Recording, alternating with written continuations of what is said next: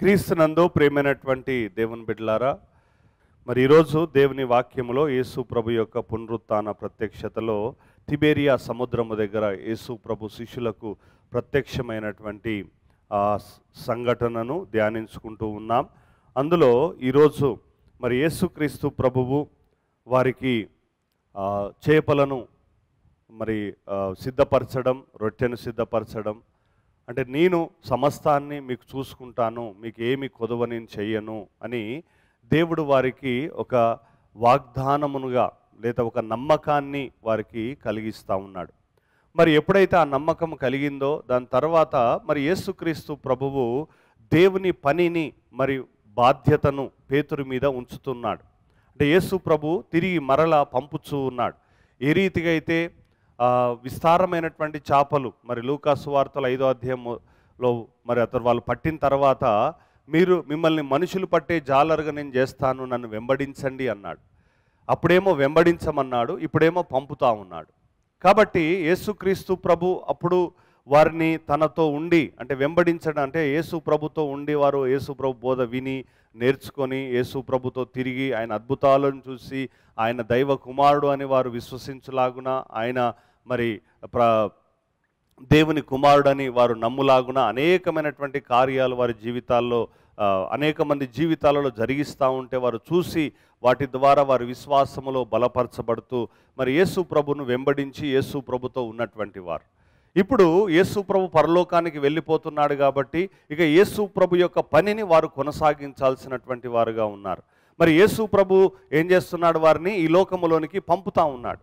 మరి యేసు ప్రభు ఏ విధంగా పరలోకము నుంచి ఈ లోకానికి వచ్చాడో, ఇప్పుడు యేసుక్రీస్తు ప్రభు తాను ఏ లోకంలో అయితే సువార్త ప్రకటించాడో ఆ లోకములో తను ముగించినటువంటి ఆ పరిచర్యను తిరిగి మరి కొనసాగించడానికి ఆ శిష్యులను ఇప్పుడు ఆయన మాటల ద్వారా మరి ధైర్యము ద్వారా యేసుక్రీస్తు ప్రభువు కొన్ని ప్రశ్నల ద్వారా వారిని ప్రేరేపిస్తూ మరి ఈ లోకములోనికి పరిచర్య చేయడానికి పంపుతా ఉన్నాడు. కాబట్టి మనం నేర్చుకోవాల్సింది ఏంటనంటే యేసుక్రీస్తు ప్రభువు ఈ లోకంలో ఆయన సువార్త సేవ పనిచేయడానికి మనల్ని పంపుతున్నప్పుడు మన జీవితంలో ఒక ముఖ్యమైనటువంటి గుణం మనలో ఉండాలి. ప్రియమైనటువంటి బిడ్డలారా, అది ఉన్నప్పుడే మనము దేవుణ్ణి ప్రేమించగలుగుతాం, దేవుని సేవ చేయగలుగుతాం, విశ్వాసములో మనం జీవించగలుగుతాం. కానీ అది లేనప్పుడు మన జీవితంలో మనం ఏమి కూడా అంటే ప్రభు కొరకు ముఖ్యంగా మనం చేయలేము, ప్రభుతో ఉండలేం, ప్రభు యొక్క సేవ చేయలేం, ప్రభుతో మనం నడవలేం. ప్రియబిడ్డలారా, అది చాలా ప్రాముఖ్యమైనటువంటిది, ప్రధానమైనటువంటిది మన జీవితంలో అవసరం. అదేంటిది అనేదే ఈరోజు దేవుడు మనకు నేర్పిస్తూ ఉన్నాడు ఈ భాగం ద్వారా. అది దేవుని వాక్యములో మనము 21వ అధ్యాయం యోహాను సువార్త 15వ వచనములో, వారు భోజనము చేసిన తర్వాత యేసు సీమోను పేతురును చూచి, యోహాను కుమారుడవైన సీమోను, వీరికంటే నీవు నన్ను ఎక్కువగా ప్రేమించుచున్నావా అని అడుగగా, ఈరోజు నువ్వు దేవుని మీద ప్రేమ లేకపోతే నువ్వేం చేయలేవు. దేవుని కొరకు దేవుణ్ణి వెంబడించడానికి విశ్వాసం కాదు కావాల్సింది, దేవుణ్ణి వెంబడించడానికి కావలసింది బలమైన శక్తి కాదు, దేవుణ్ణి వెంబడించడానికి కావలసినటువంటిది ఈ లోకంలో సౌకర్యాలు కాదు, అద్భుతాలు కాదు, స్వస్థతలు కాదు.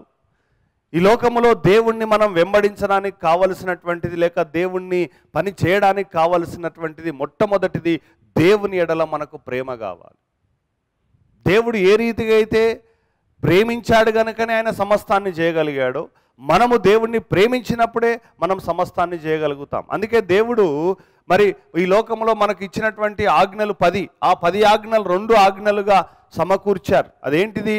నీ దేవుడైన యెహోవాను పూర్ణ ఆత్మతో, పూర్ణ శక్తితో, పూర్ణ బలముతో ప్రేమించాలి. తర్వాత నేను మిమ్మల్ని ప్రేమించినట్టుగా మీ పొరుగు వారిని మీరు ప్రేమించండి అని చెప్పి యేసు ప్రభు ఇచ్చినటువంటి ఆజ్ఞ. ఈ 2 ఆజ్ఞల్లో ప్రేమ తప్ప ఏం లేదు. దేవుణ్ణి ప్రేమించాలా, పొరుగువాడిని ప్రేమించాలా, ఏ విధంగా యేసు ప్రభు ప్రేమించినట్టుగా ప్రేమించాలి. అంటే దేవుణ్ణి మనము వెంబడించడానికి లేక దేవుణ్ణి అంటుపెట్టుకోవడానికి, దేవుని సేవ చేయడానికి, దేవుని మాట వినడానికి, దేవుడు చెప్పిన ప్రకారంగా మనం జీవించడానికి కావలసింది ఈ లోకంలో ఒకటే, ప్రేమ. ఆ ప్రేమ లేనిది మనం ఏం చేయలేం. ప్రేమ లేనిది నువ్వు సేవ చేయలేవు, ప్రేమ లేనిది నువ్వు దేవుని కొరకు జీవించలేవు. అనుకుంటాం మనం, నేను చేస్తాను కదా, చేస్తారు. కానీ యేసుప్రభు అడిగేది, వీరికంటే ఎక్కువ నన్ను ప్రేమిస్తున్నావా? ప్రేమిస్తున్నారు లోకంలో.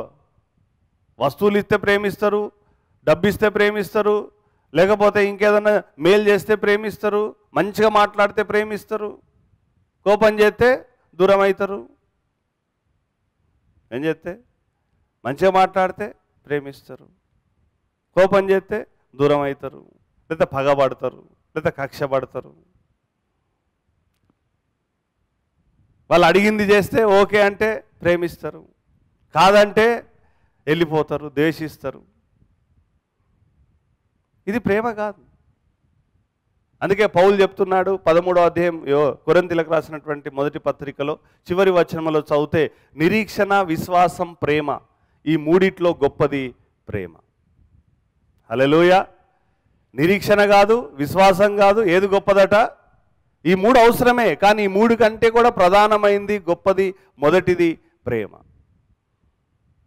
నేను అన్ని చేయొచ్చు, నేను పర్వతాలను కదిలించే విశ్వాసం ఉండొచ్చు నాకు, లేకపోతే ఇంకా అద్భుతాలు చేసే విశ్వాసం ఉండొచ్చు, లేకపోతే ఈ లోకములో భాషలతో, అందరికంటే ఎక్కువ భాషలతో నేను మాట్లాడవచ్చు, ఇవన్నీ చేయొచ్చు. కానీ దేవుని మీద ప్రేమ లేకపోతే నేను చేసే అంతా కూడా ఏందట? డామ్ డామ్ డూమ్ డూమ్. ఈ కాంగో కొట్టిన చూడు స్టీఫెన్, ఇప్పుడు అట్లుంటుంది అంటే సౌండ్, డీజే సౌండ్ లాగా 3 మార్ 4 మార్ 5 మార్. నువ్వు కూడా ఏం చేస్తావు? ఎగురుతావు. అది వస్తాను 3 మార్ వస్తా అంటే నువ్వు ఎగురుతావు, మంచి డ్యాన్స్ వేస్తావు, బాగుంటుంది. అది ఎత్తానికి బాగానే ఉంటుంది. కానీ దేవుడు శిలువ మొత్తానికి ఏం కావాలట? ప్రేమ కావాలి. అందుకే యేసుప్రభు అడుగుతున్నాడు పేతుర్ని, నీకు విశ్వాసం ఉందా నేనంటే? యేసుప్రభు అద్భుతాలు కొరకు వచ్చినటువంటి వారిని ఏమడిగాడు? ఇది నేను చేయగలనని నీకు విశ్వాసం ఉందా అని అడిగిండు, కానీ నేనంటే ప్రేమ ఉన్నదా అని అడగలే యేసుప్రభు. నేనంటే నీకు ఇష్టమేనా అని అడగలే యేసుప్రభు. ఏమడిగాడు? నీకు విశ్వాసం ఉందా ఇది నేను చేయగలనని. కానీ పేతురుని ఏమడుగుతున్నాడు? వీరికంటే ఎక్కువ నన్ను ప్రేమిస్తున్నావా? ఎందుకు? ఆయన సేవ చేయాలి కాబట్టి. అందుకే ఈ రోజుల్లో ఆ ప్రేమ అనేదే చల్లారుతున్నది, ఆ ప్రేమ తగ్గిపోతున్నది. అందుకే నువ్వు సేవ చేయలేకపోతున్నావు, లేక దేవుణ్ణి వెంబడించలేకపోతున్నావు, దేవుణ్ణి అంటుపెట్టుకోలేకపోతున్నావు, దేవుడు చెప్పినట్టుగా నడవలేకపోతున్నావు, దేవుడి యొక్క మాటకు విధేయురాలు కాలేకపోతున్నావు. ఎందుకంటే ఆయన ఎడల నీకు ప్రేమ అనేది తక్కువ ఉన్నది. పేతురుని అడుగుతున్నాడు, మరి ప్రేమ అంటే ఏంటిది అని దేవుని యొక్క వాక్యములో మనం చదివితే, ఇక్కడ 8వ వచనం, 4వ అధ్యాయం 8వ వచనం, మొదటి పత్రిక యోహాన్ రాసింది, దేవుడు ప్రేమ స్వరూపి. ఏమని రాయబడి ఉంది? దేవుడు ప్రేమ. God is love. అంటే ప్రేమ అంటే దేవుడు. కాబట్టి ప్రియమైనటువంటి దేవుని బిడ్డలారా, మరి దేవుడు ఏ విధంగా ఆ ప్రేమను రుజువుపరిచాడు అనేది నెక్స్ట్ వచనములో మనము దేవుని యొక్క వాక్యంలో చదువుకోవచ్చు. ప్రేమ లేనివాడు దేవుణ్ణి ఎరగడు. చూడండి, ప్రేమ లేనివాడు దేవుణ్ణి ఎరగడు అంటే దేవుడు అంటే తెలియదు వానికి. యోహానులో పత్రిక మీరు చదువుకోవచ్చు. తర్వాత ప్రేమ గురించి, ఏదో ప్రేమ ఎట్లాంటిది అని అన్ని విషయాలు రాస్తాడు. కయీను ఎందుకు తన సహోదరుని చంపాడు? ఎందుకంటే ప్రేమ లేనివాడు, ద్వేషం కలిగినటువంటి వాడు కాబట్టి చంపాడు అని అన్ని ప్రేమను గురించి అనేక విషయాలు రాశాడు. కానీ ప్రాముఖ్యమైనటువంటి ఈ విషయం ఒకటి మనం చదువుకుందాం. ఎరుగడు, మనం ఆయన ద్వారా జీవించినట్లు దేవుడు తన అద్వితీయ కుమారుని లోకములోనికి పంపెను. దీనివలన దేవుడు మన యందుంచిన ప్రేమ ప్రత్యక్షపరచబడెను. చూడండి, దేవుడు యేసు ప్రభుని లోకమునకు పంపడము ద్వారా మనలో ఉన్నటువంటి ప్రేమ, అంటే దేవుడు మన ఎడల ఉంచినటువంటి ప్రేమ అనేది ప్రత్యక్షపరచబడింది. ప్రేమ ఉన్నది కాబట్టే యేసు ప్రభువును ఈ లోకానికి పంపాడు దేవుడు. లేకపోతే ఆయన ఎందుకు పంపుతాడు మన కొరకు? ఆయనకేం అవసరం? ఆయన దేవునికి అంత తక్కువ ఉన్నదా పరలోకంలో? లేదా ఇంకో భూమిని సృష్టించుకోలేడా ఆయన? ఇంకో మానవుని సృష్టించుకోలేడా? సృష్టించుకొని ఇంకో జనాంగాన్ని కలగజేసుకోలేడా? ఆదామునే చంపొచ్చు కదా. ఆదాము ఒక్కడు పాపం చేసినందుకు, ఇద్దరు పాపం చేసినందుకు వాళ్ళిద్దరిని ఆ రోజే దేవుడు వాళ్ళిద్దరికి మరణాన్ని కలగజేసి ఈ భూమి మీద ఏ మాత్రం మానవుడి యొక్క ఉత్పత్తి లేకుండా చేస్తే, మరి ఆ రోజే అసలు పాపం అనేది ఉండపో, దేవునికి తలనొప్పి ఉండపో, మనకు కూడా తలనొప్పి ఉండవు. ఏంటిదట? దేవునికి కూడా ప్రాబ్లం ఉండకపోవు కదా. ఆయన బాధపడేట్టు, ఆయన మనసును గాయపరిచే వాళ్ళే ఉండేవాళ్ళు కాదు, ఆయన మనసును నొప్పించే వాళ్ళే ఉండేవాళ్ళు కాదు.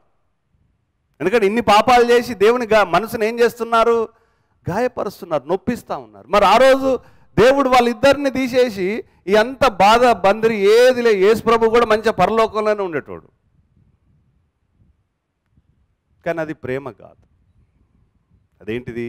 యేసు దేవుడు ఆ రోజే వాళ్ళని చంపితే ఆయనలో ప్రేమ అనేది కనుపరచబడేది కాదు. ఆయన వారిని బ్రతికించాడు, చంపలేకపోయాడు వాళ్ళని. ఏం చేయలేకపోయాడు దేవుడు?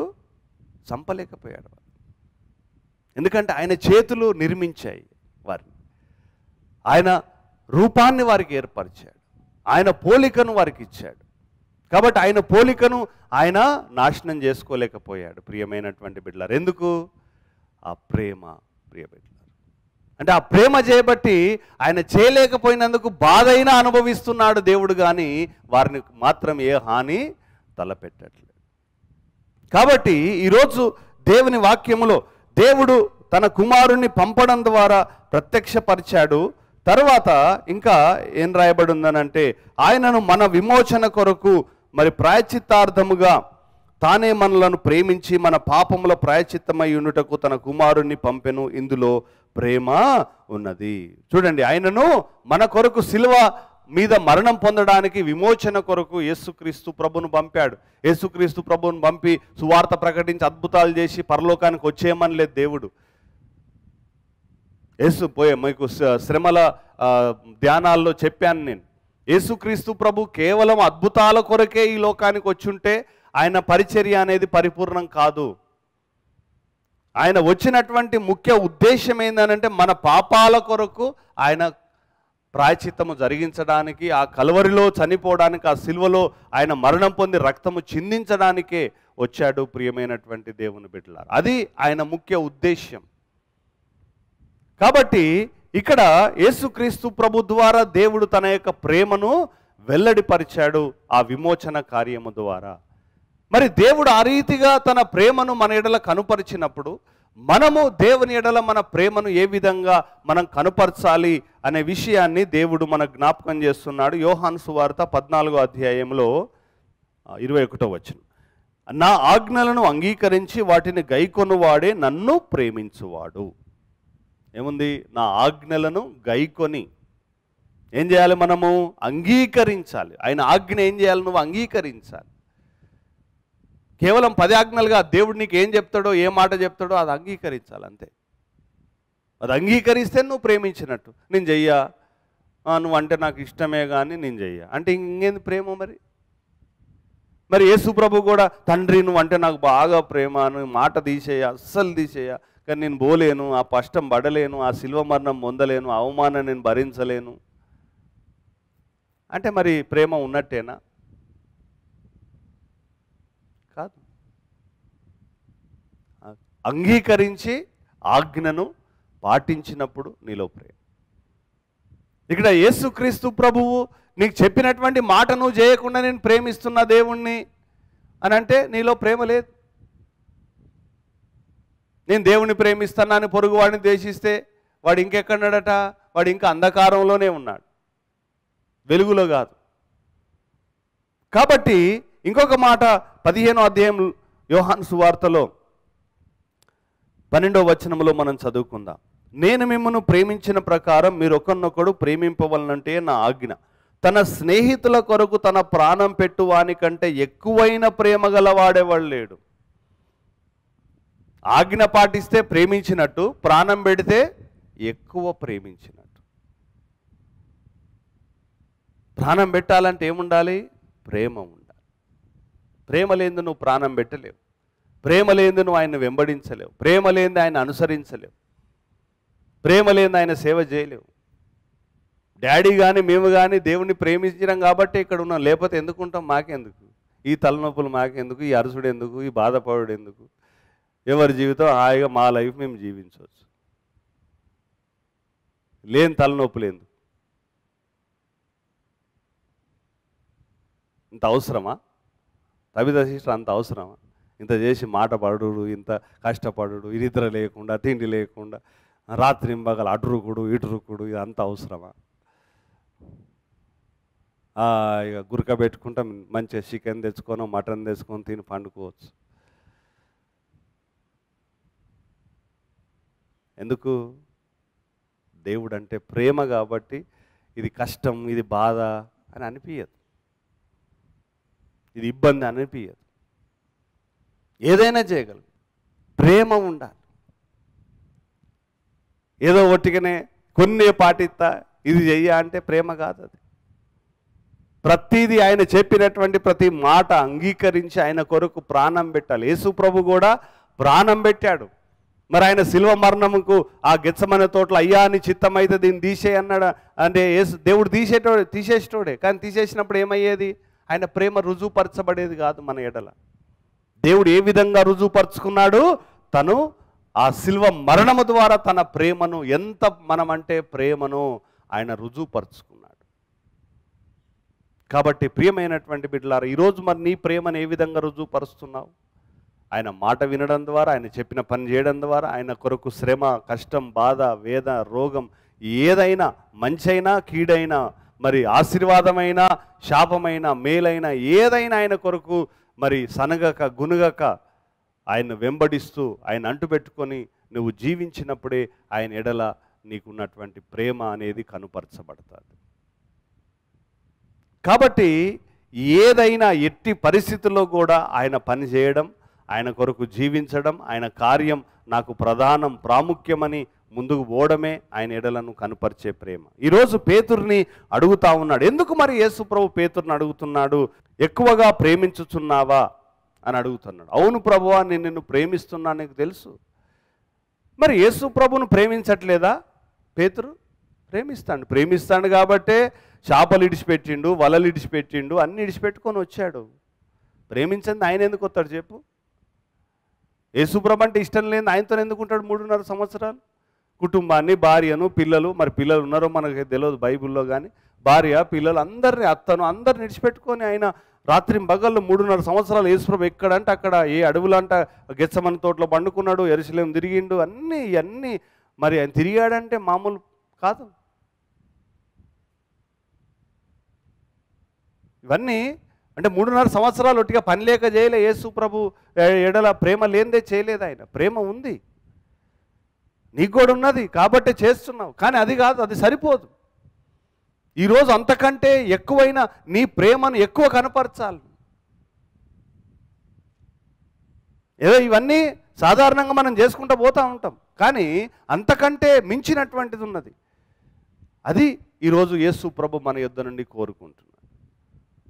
వాక్యం చదువుతున్నావు, యేసు ప్రభుని నమ్ముకున్నావు, ప్రార్థనకు వస్తున్నావు, విశ్వాసంలో జీవిస్తూ ఉన్నావు, ప్రార్థనలో పాల్గొంటున్నావు, లైవ్ ప్రార్థనలో ఇవన్నీ చేస్తున్నావు. ఇవన్నీ ప్రేమ లేనిదే మనం చెయ్యం. ప్రేమ ఉన్నది. ఏదో మీకు అసలు ప్రేమే లేదు, మీలో 0 ఉన్నది % అని నేనేం చెప్తలేను. ప్రేమ ఉన్నది, కానీ దాన్ని ఏం చేయాలి? ప్రత్యక్షపరచాలి, పరిపూర్ణం చేయాలి.